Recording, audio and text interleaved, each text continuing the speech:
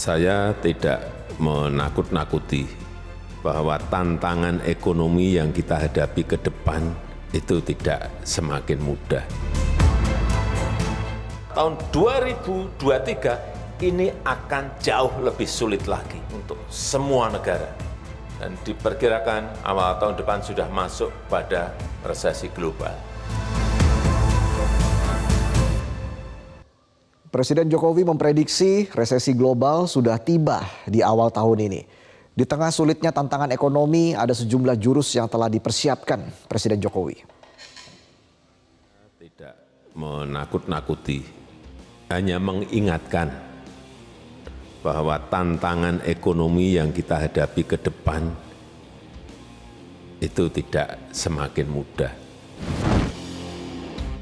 Tanpa terasa, kita sudah memasuki hari pertama di tahun 2023. Tahun yang baru, selayaknya penuh harapan baru. Namun di tahun baru kali ini, resesi global membayangi. Dan tahun depan, tahun 2023, ini akan jauh lebih sulit lagi untuk semua negara.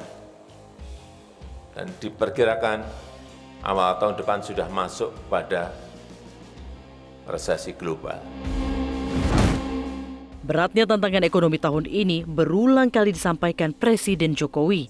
Pemerintah pun merancang anggaran pendapatan dan belanja negara tahun ini agar fleksibel menghadapi gejolak ekonomi. Untuk itu, APBN 2023 difokuskan pada 6 kebijakan.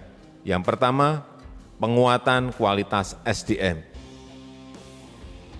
Sekali lagi, yang pertama, penguatan kualitas SDM. Yang kedua, akselerasi reformasi sistem perlindungan sosial.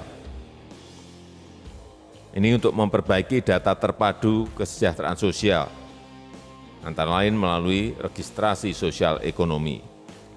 Yang ketiga, melanjutkan pembangunan infrastruktur prioritas, khususnya infrastruktur pendukung transformasi ekonomi.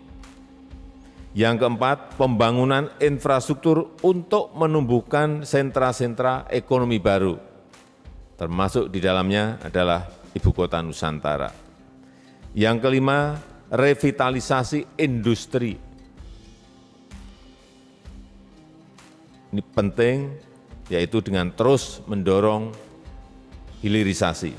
Yang keenam, pemantapan reformasi birokrasi dan penyederhanaan regulasi. Presiden Jokowi mengklaim perekonomian Indonesia pada 2022 termasuk yang terbaik di dunia. Menurut data pemerintah, pertumbuhan ekonomi stabil di atas 5% dengan tingkat inflasi terjaga di bawah 6%. Managing Director dari IMF mengatakan bahwa di tengah dunia yang gelap, Indonesia adalah titik terang. Ini adalah kerja keras kita semuanya. Tingkat inflasi masih cukup terkendali di sekitar 5. Terakhir saya mendapatkan angka 5,8. Di saat rata-rata inflasi dunia di atas 10% dan bahkan ada yang mencapai lebih dari 75%. Kinerja ekonomi Indonesia juga cukup menggembirakan. Pertumbuhan ekonomi di kuartal kedua 2022 tumbuh 5,44% dan di kuartal ketiga tumbuh lebih baik, yaitu di angka 5,72%. Volume perdagangan kita juga terus tumbuh hingga mencapai 58%.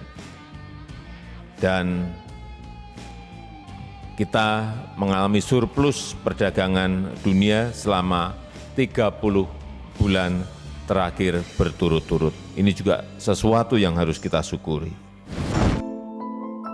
Salah satu jurus Jokowi untuk menjaga daya beli pada tahun ini adalah mendorong UMKM.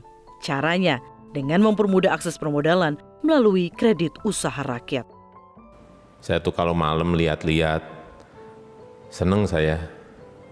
Warung-warung makan buka, restoran-restoran buka, ngantri rame.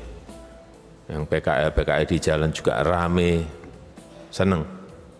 Artinya daya beli itu ada dan sekali lagi ekonomi tetap tumbuh positif.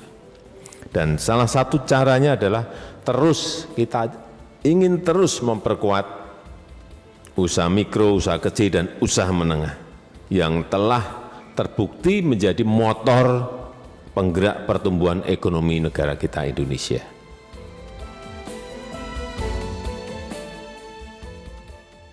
Jurus lain Presiden Jokowi untuk memutar roda ekonomi adalah dengan mendorong afirmasi produk dalam negeri.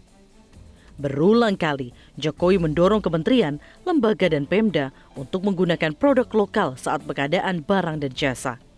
Namun hasilnya masih belum memuaskan. Ingin mengingatkan kembali yang berkaitan dengan konsumsi, peningkatan konsumsi, terutama yang berkaitan dengan belanja-belanja dari pemerintah, belanja APBN, belanja APBD, belanja BUMN, harus diikuti, dikontrol,